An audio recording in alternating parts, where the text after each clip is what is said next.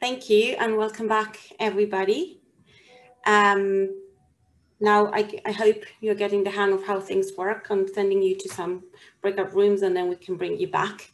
We are going to start this next part of our agenda. This is more like actually like a workshop. We will have an overview. I'll present an overview of the development of the linear multi-component intervention and also do sort of a quick overview of what do we know about transactional sex at this stage and what do we know works and what doesn't to prevent transactional sex. And after that, we will go into 3 different breakout rooms to discuss particular elements of the intervention. So we hope that will become a bit more interactive for you before we end our first day.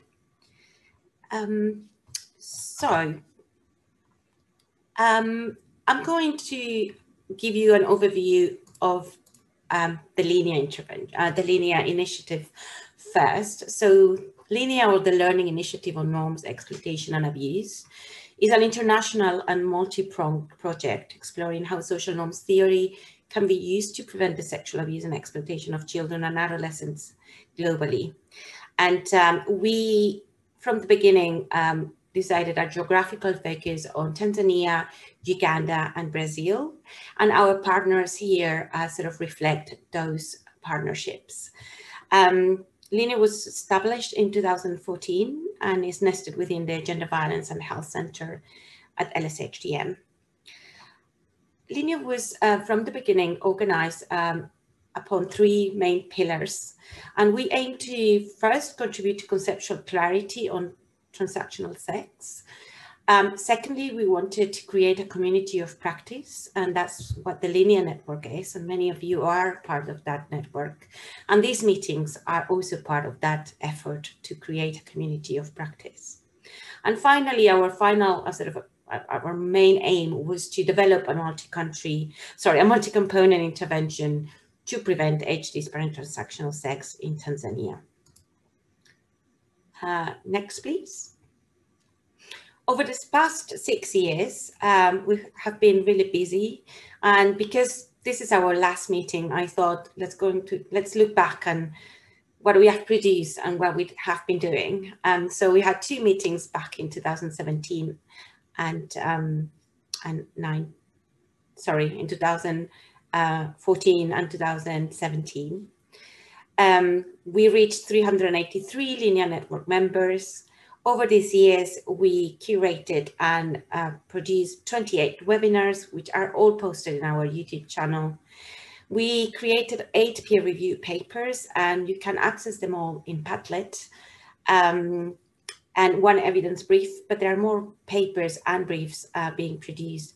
And actually, one of the things that we would like to think together with you on our last day, when we have an opportunity to discuss or reflect on the past days, is what would be interesting for LINEA to sort of focus their attention in terms of publishing next, or what evidence brief to produce. Next, please. So before, as I said, before going into the description of the intervention, I would like to bring the floor sort of to the same page on how we have defined transactional sex for this project. And we, LINEA benefited a lot from the interaction with Strive, which was also sitting in the Gender Violence and Health Center, and many of the researchers like Lori or Nambizi and even Joyce Wamoyi were also contributing to LINEA. So we used the definition of transactional sex put forward by Stobenau et al. 2016 as non-commercial, non-marital sexual relationships motivated by the implicit assumption that sex will be exchanged for material support or other benefits. So drawing a clear line, distinction with commercial sex. We are talking about non-commercial and non-marital sexual relationships. And why focus on age-disparate transactional sex? we realized that this was an area, obviously it's an area that has been highlighted as a key driver for the HIV pandemic in sub-Saharan Africa, which was our geographical focus. So from a public health perspective, it was quite important to understand this behavior a bit better. But we knew that there were issues with the definition and the understanding of the behavior, because the sort of Western definitions and how transactional sex was seen was different from the emic understandings or local understandings of the behavior. And we understood this behavior as heavily influenced by social cultural level factors, including collective norms or social norms that hadn't been explored in much depth. Next, please.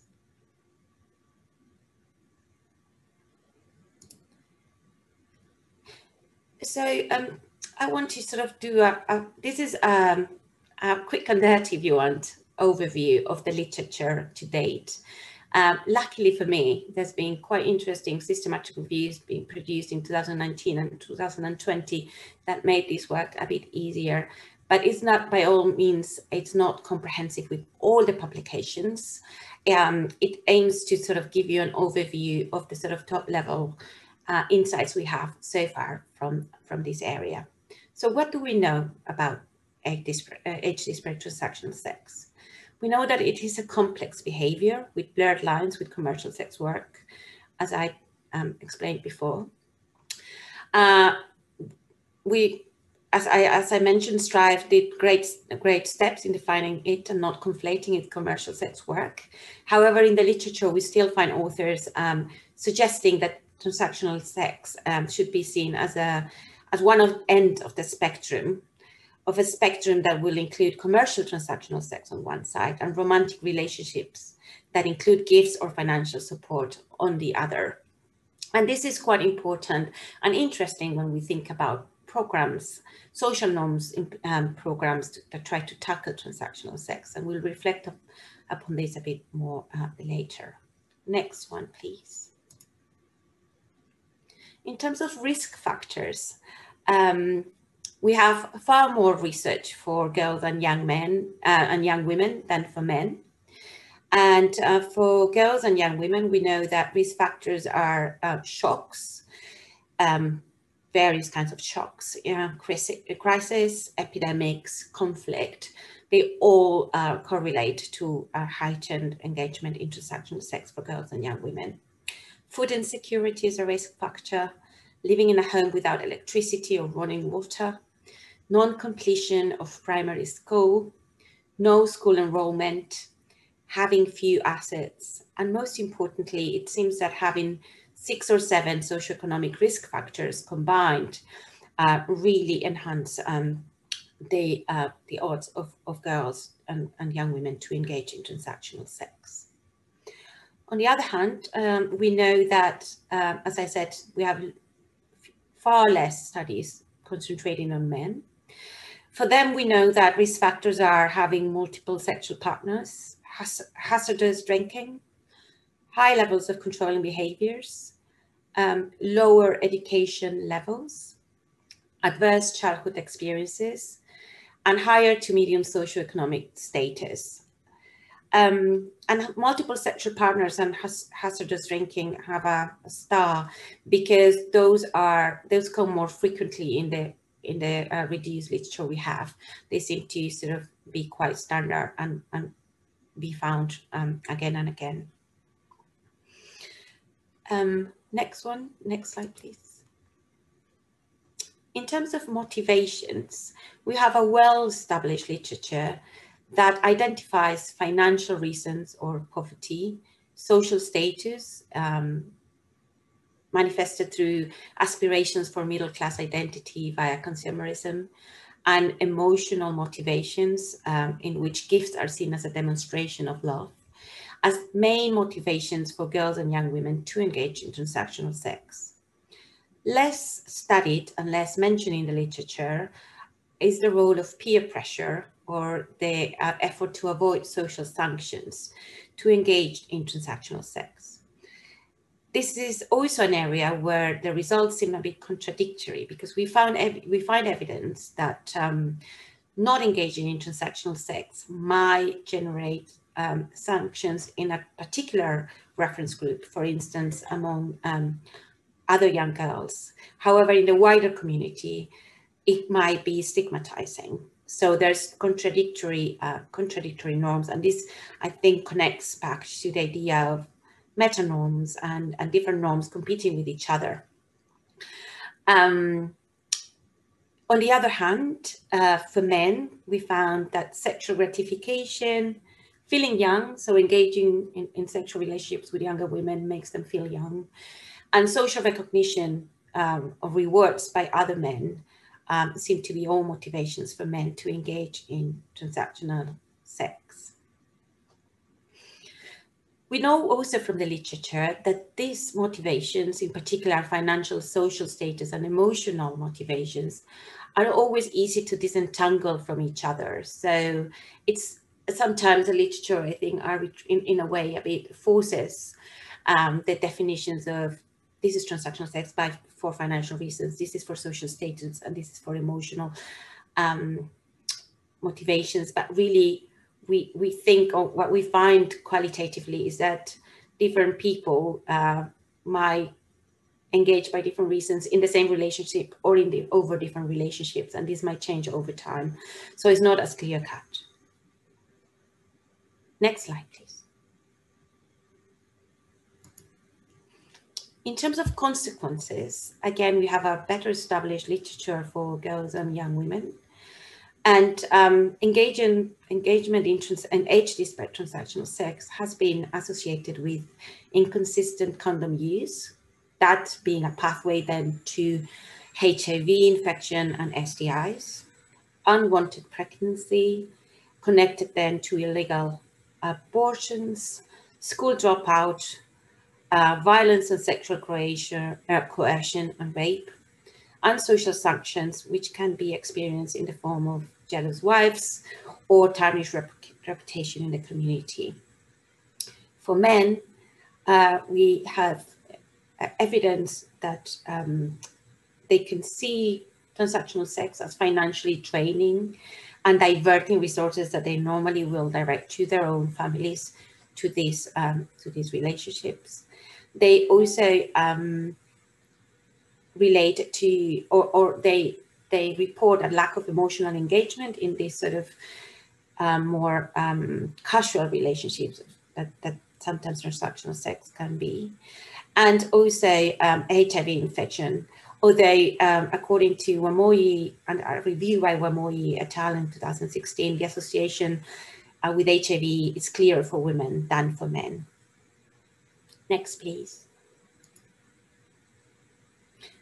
So as a sort of summary so far, poverty, lack of education, and hegemonic masculinities emerged from the literature as risk factors for transactional sex. We know that the compounded effect of multiple vulnerabilities put adolescent girls and young women at more risk.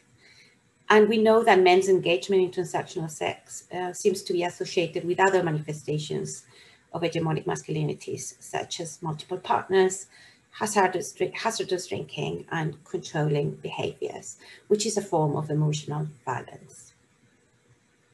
Next, please. So in terms of what we know works and what doesn't work to prevent transactional sex, we have the evidence gives us three main areas that seem to work. On the one hand, we have social protection and cash transfers, and this area has proven to be one of the sort of the ones showing more promise for success, but at the same time, the results can be still mixed and conflicting. So some examples of what has been found: Kluver et al. In 2013 conducted a propensity score match case control study of government-run child focus and conditional cash transfers in South Africa. And they found a reduction in transactional sex and age-disparate transactional sex. So to clarify, this was a government cash transfer. It wasn't intended to reduce transactional sex or age-disparate transactional sex in particular.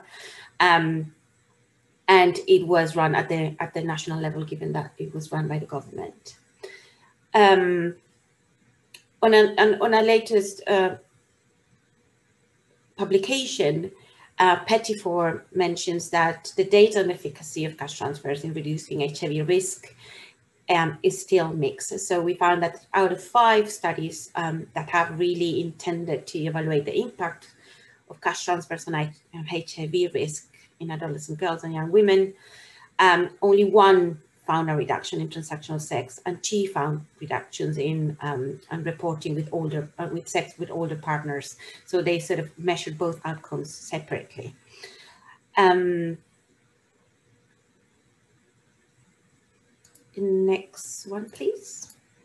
On the same issue of social protection and cash transfers, a more recent qualitative study in Tanzania that was evaluating the PEPFAR Dreams Sauti Worth Plus cash transfer program between 2017 and 2018 shows that cash transfers alone work mostly for survival transactional sex, whereas the plus component was successful in building adolescent girls and young women agency, self-esteem, and future orientation. So this is quite interesting, because what this study is showing us that the cash alone seems to work best for a particular subsection of the population, that will be the most deprived girls, and also for those that engage in what's called or known as survival transactional sex, which is sex in exchange for either food or covering really sort of basic needs. Whereas the plus component, which in this case was, I think it was a financial education, business development, and mentoring elements, seemed to sort of work in a more sort of in a more sustained way in sort of providing girls and young women with skills to then be able to avoid transactional sex, such as agency, self-esteem, and future orientation. And I think this is definitely an area that sort of requires more depth, and we need to understand better. Another interesting piece of evidence from the literature comes from the Wacken 2020, and he warns us of the differential gender impact of cash transfers, or the potential differential gender impact of cash transfers. So he describes how obviously cash transfers can help or support deprived girls and young women from deprived settings, or to avoid engaging in transactional sex. But at the same time, he warns us that the effect for men or young men can be different, because initially it can sort of achieve to deter them from their behavior, but in the long term, it might actually foster the behavior, given that for men, as we saw, one of the risk factors is having a higher income. So the more money they have, the more more money, then the more they can engage in transactional sex. So it'll be interesting to see, or to consider this differential gender impact when designing these interventions to prevent transactional sex specifically. Next, please. Another area that seems to be quite promising is the school enrollment and higher education attainment, because these are seen or found to be protective against transactional sex. 2 studies, one from Western Kenya and one from Mexico, suggest that financially supporting girls to stay in school until they have completed at least primary education reduces transactional sex. And the way to incentivize this is usually given some sort of grant so girls can stay in schools. Next, please.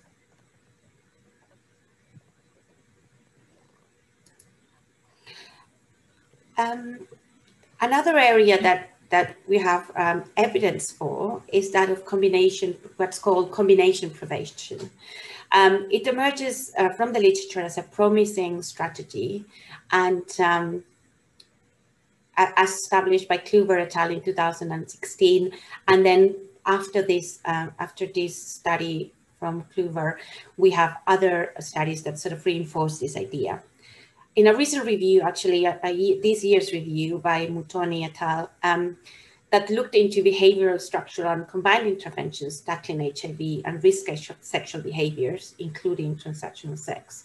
6 studies measured transactional sex as an outcome, but only 1 had a significant effect on reducing transactional sex, and that was Dunbar et al. 2014. And this study by Dunbar, this intervention combined vocational training, microgrants, and life skills with HIV education in Zimbabwe. So it was a combined prevention intervention that it was the only one that seemed to have an effect. But what's missing here is that we don't know exactly which, because with combination prevention, you have these complex interventions, and what is difficult is to establish which component is the more key to affect an impact on the behaviors. So again, this will be interesting to look at more in depth.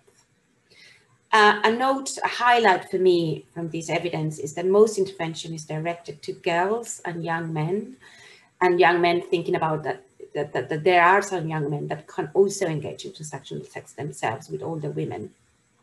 And there's a lack of studies with older men. One of the few studies was the Fataki campaign by USAID in Tanzania, but this had conflicting results. So it seemed to promise it seemed quite innovative because it was using media, but the results were quite conflicting and not statistically significant. Next, please. So key take-home messages. Behavioral interventions alone do not work to prevent transactional sex. The structural interventions, in particular cash transfers, seem to work, but there is still conflicting evidence.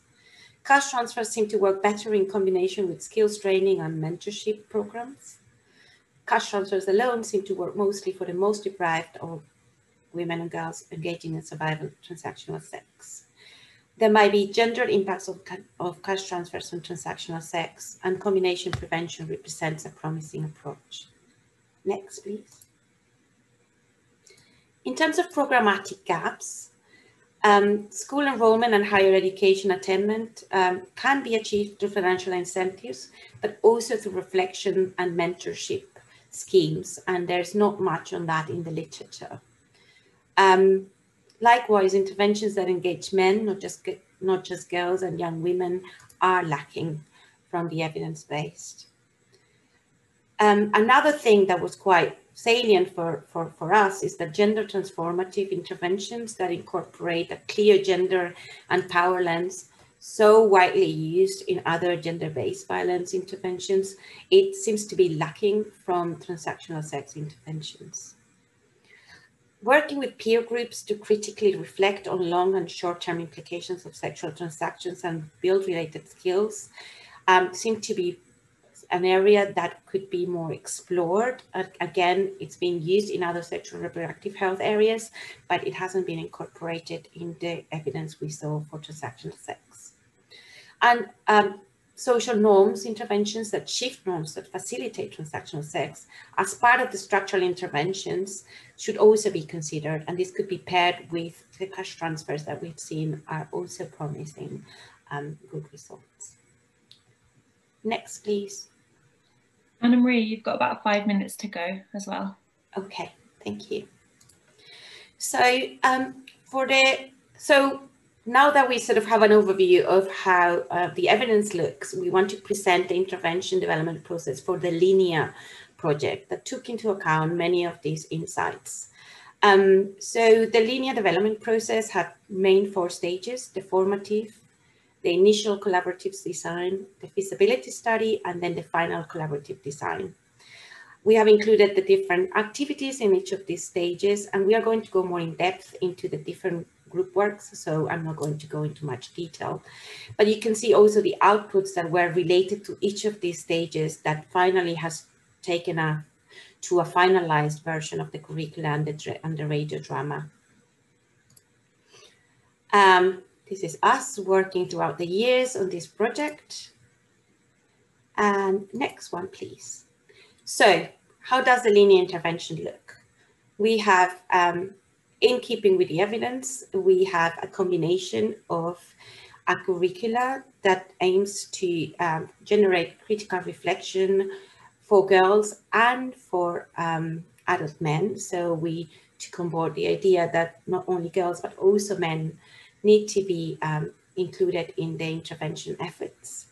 And in this curricula, as you will hear in the workshop later, we work with skill practices, engaging communities through take-home exercises. So we have a diffusion component as well incorporated in the curricula. And obviously, this is because we are following a social norms approach, and we are really interested in the diffusion of these messages to the wider community, not just with the girls and the older men that we are working with. Each curricula has 18 to 17 sessions, which last about two hours each. On the other side, or the other part of the intervention, is a 39-episode radio drama, which we aim to broadcast on local radio. And we've also developed materials for listener groups, or radio phone in, but we are not sure about that yet. But we have the materials to sort of work with the communities and create a reflection on these episodes. Most importantly, the intervention has followed 4 main principles. It has been developed following the evidence. It has been iteratively developed, including input not just from our partners, but also from our beneficiaries, as we will see in the co-creation workshop. We tested initially a proof of concept. So before we went into the full development, we tested for acceptability and cultural adaptability, and it has been co-designed with local partners. Next, please. Just to give you a flavor of the curricula content, so it's 2 different curricula, one for girls and one for men, but we are following a gender synchronized approach. So many of the topics are similar, but obviously they were specifically developed bearing in mind cognitive abilities of girls, and also issues that particularly relate to girls and particularly relate to men. Each curricula has 7 units. And you can see the content of these units. It includes gender equality and power, conceptualizations of adolescence, girls or men's health, violence as a gender inequitable behavior, and the connection to transactional sex, healthy relationships and communication, gender equitable fatherhood and parenting, and this was obviously more strongly for men, and skills into practice and supporting each other. And throughout these units and throughout these sessions, we've incorporated this diffusion element by creating take-home exercises that are targeted to certain members of the community. So we ask the girls and the men to target certain members of the community to disseminate the content and to do activities themselves with them between session and session. Next slide, please. Your time's nearly up. Okay, and before, so I'm going to just finish with the next one, the radio drama, and you will hear more about this in the workshop. But I just want to leave you with a bit of a flavor of that, of the radio drama. Can you play it, please?